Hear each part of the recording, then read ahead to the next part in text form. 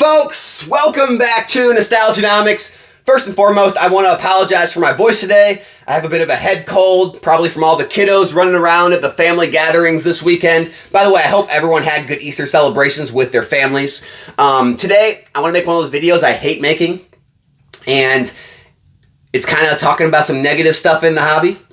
But I think in this market right now, we have to at least shed some caution on it, because we're in an extremely bullish market. We're coming off sort of a bearish time in 2023 where things were stagnant, some things were dropping, other things were at their all-time lows, to pretty much everything across almost every era, all spiking in unison, whether it be sealed, singles, or slabs. We are seeing other TCGs and other hobbies all follow suit and do the same thing, and a lot of FOMO can set in during those times, right? And people can get caught up in the madness and the euphoria and just buy, even if they don't 100% understand what they're buying or why they're buying it. Hey guys, this isn't to say that things are going to drop. This isn't to say that what you're buying now is going to be worth less in the future. It's just saying, understand what you're doing, understand what's going on in this market, and understand why the price points are what they are, and just make sure that, even though you're paying higher prices than people were, 2, 4, 6 months ago, that it still makes sense in your mind and you still see the same track record going forward, right? Because it's always dangerous to buy things on the way up, but you can still do very well on the way up, right? I mean, just go look at any market, right? You can buy a lot of things on the way up and still do extremely well because they continue to go up and away. And by the time they do have any downturn, they don't downturn near where you got in at still. And so we're going to jump into all that in a second. Before we do that though, guys, gotta give a shout out to today's video sponsor. It's Low Poppin'. Guys, Low Poppin's website got something for everyone. They got English, they got Japanese, they got modern, they got vintage, they got sealed, they got slabs, they got something for everyone. The search feature is really nice. You can search for exactly what you want. I can search for a 10 in English and only graded by PSA, and it'll populate all those results. I can find things like this beautiful Umbreon VMAX alt art. I can click on that and I can either just add it to cart. I can make an offer because it's over $500. I can buy now or pay later because it's over $1,000. And I can always reach out to them by email or Instagram if I do want to make some sort of trade or have a collection to sell. So make sure to check out Low Poppin', guys. The link's in the description and the comment section below. Also, I always get asked, Alex, do you even buy from Low Poppin' yourself or you just promote them? Yeah, just got some cards in from them today. So I picked up a Chilling Reign Moltres V alt art. I picked up the Rayquaza VMAX alt art from Evolving Skies, and I also got the big one, the Blaziken VMAX alt art from them as well. So yep, I'm a customer as well. So if you wanted to know that, yep, they're trusted. They're a trusted place to buy from. They got good deals, and I don't know, I trust them. So I mean, you might want to too. So let's talk about this market though. So obviously, you see me. I'm still buying into this market. And so, obviously, I still see strength in a lot of this stuff in the future. So again, I'm not trying to say to be bearish. I'm not trying to say to, get all worried and too cautious and not buy anything. And just because things are moving up, you're afraid everything's going to crash. I'm not saying that, right? First and foremost, sealed product. Same thing as always. There's always going to be less, right? They're most likely, everyone's got like, oh, there's this chance. They're 99.9% chance not going to reprint any Sword and Shield sets at this point. Meaning, there's going to be less and less of all these boxes available in the future, whether they be in permanent collections, whether they be opened, whatever it may be. And so, no, I don't think we're going to see lower prices on any of these sets in the future. So even if you're buying into some of these upticks like we've seen on Lost Origin lately, or Fusion Strike, or Evolving Skies, or Chilling Reign, and even if you're paying $650 for an Evolving Skies box, I don't think it's going to crash. Now, that's my personal opinion. You may share a different opinion. You may want to be more cautious. But I think this will be a $1,000 plus box in the near future. So I have no problem putting more money into it, right? I know there's going to be less and less of all this stuff in the future. So I have no problem putting money into it. I know that sealed booster boxes are always relatively liquid and always very sought after. So I have no problem putting money into this stuff, right? Now, when we get into the singles and slabs, that's where I like to be a lot more cautious, because in the future, 6 months, a year, 2 years, whatever it may be, when, the market does cool off a bit, not even go into a bear market, just cools off and stops being as explosive as it is now, there will come a time where people will not be paying more at auction for cards than they could buy it now for. There will come a time when people aren't saying, you know what, I'm not going to list that card because I think the market's just continuing to go up. I'm just going to hold these and not list them. I'm going to keep them in inventory off the market And I'm going to wait a little bit, see if prices keep going up, and then I'll list them and realize some more gains on them, right? You'll have less people doing that. You'll have, you'll have less people, thinking that everything is going to be worth more the next day. Where a lot of new people to the hobby right now, if you're just getting into 4 or 6 months, all you've really known is positive. All you've known is things go up. And as much as I would love that, things don't always just go up in this hobby. And the thing with singles and slabs are in the future, right? When demand does kind of, wane a little bit, and the supply does start to rise a little bit, and not as many people are buying or whatever for whatever reason, there's going to be more. There's going to be more packs that have been opened by then. There's going to be more singles in the market. There's going to be more cards that were graded. So there's going to be more slabs in existence and probably on the market as well. And when that happens, you will see the people start to price compete. You will see prices drop. Now again, don't get too worried, because let's say a card is $200 right now. In the next 6 months, a year, 2 years, that card could go to $300-$400, right? And then by the time a downturn happens, maybe it downturns to $350 or $325.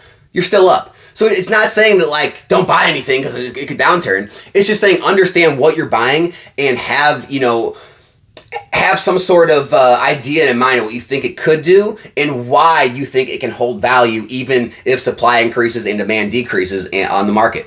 That's my opinion on the alt arts, right? I just think the alt arts are kind of, larger than life. They're kind of bigger than Sword and Shield. They're kind of like evolving skies that even in up and down markets, I think the alt arts are always going to be sought after, and they're going to, continue to rise over time. When I look at other eras, the top hits in eras have continued to rise. Like when I go look at XY and I see the absolute top hits in the whole era, a lot of those are as much or more than their booster box counterparts, and they're holding value and continuing to sell. When I look at Sun and Moon, same exact thing. The top hits in Sun and Moon are more expensive than their sealed product counterparts, and they continue to rise over time. And so I'm looking at Sword and Shield, I'm thinking, well, I think these top hits are going to be okay. Maybe when you get down to the middle of the road hits and all the speculative plays and the lower value cards, maybe those don't do as well over time because people only have so much money and can only have to collect so much.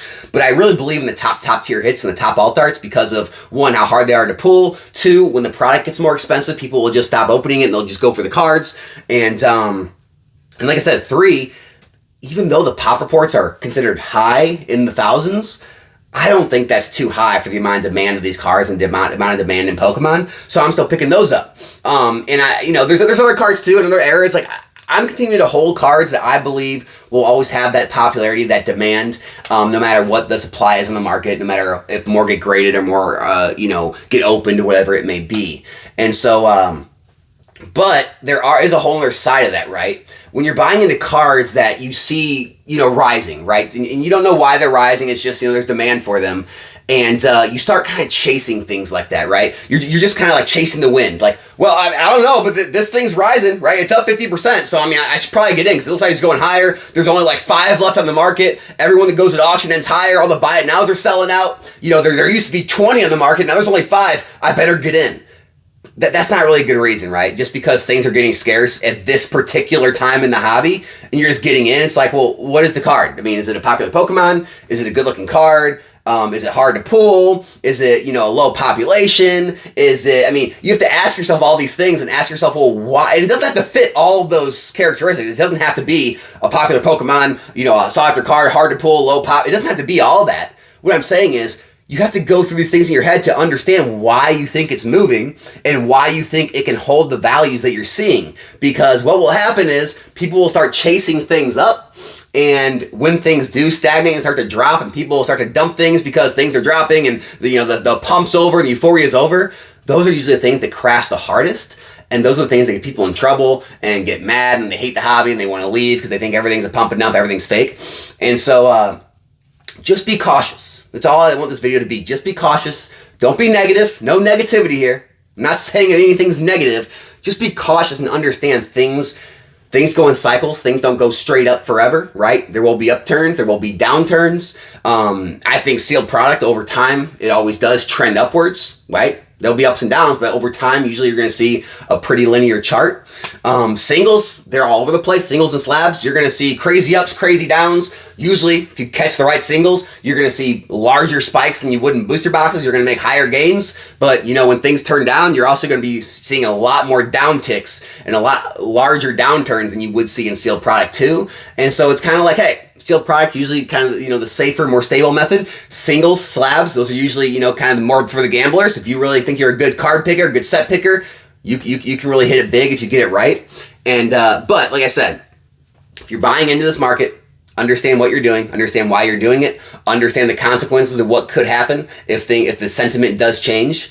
And you know, last thing, unless you're like just a straight collector, or you know, you're a long-term investor, you just don't care about the day-to-day swings, don't be afraid to take profits, right? Don't be afraid to take profits. You know, evolving skies right now. I'm not one of the people that's selling, right? You know, I still believe in it. I still think it has a, you know, good future ahead of it. But hey, if you're kind of rocky, if you're worried about it, if you think your money be doing better somewhere else, don't be afraid to sell. And another thing, don't beat yourself up if the box does go to 1,000. Oh man, I sold it at 650. It went to 1,000. I knew I shouldn't have sold it. Well, how'd the other stuff do that you bought? Maybe the other stuff you bought with that 650, you know, maybe it did better than $1,000. Maybe it's all worth $1,200 now. Maybe it's only worth $800. I don't know, but just have a good plan if you do sell the stuff, is what I always tell people. Don't just sell because you're, you know, a little worried, or don't just sell because you're emotional. If you're going to sell something, make sure you know where that money's going to go. And like, maybe you have something going on in your life. Maybe you actually need the money out of the hobby for something going on in your personal life. Maybe you and your, you know, wife or husband or kids, you know, maybe you need to go do something. There's a million reasons, but just make sure you're selling for a purpose, not just selling because, oh, I logged on, I saw it at this price point, I got to sell it. Okay, I sold it. Now what? What do I do now? Like, don't do that. You get yourself into trouble with that, just trying to take profits every time you see it. But if you thought it out and you think there's a better place to put your money, don't be afraid to take profits on the way up, because inevitably there will be times of stagnation, less liquidity, and downturns, and you'll be happy that you locked in profits during those times. You're always going to be unhappy because you're never going to catch the tops, right? But no one's going to catch the bottoms either. No one's really too worried about that. They're still buying now. So that tells you something. So yeah, guys, I hope this video helps. Again, not to like rain on anyone's parade. I just want everyone to remain realistic in this type of bullish market, because these are the times people can get hurt on these upticks. That's all I got. Hope to see you guys here in the next video. My name's Alex. It's Nostalgianomics. Be here in the new one soon. I'm out.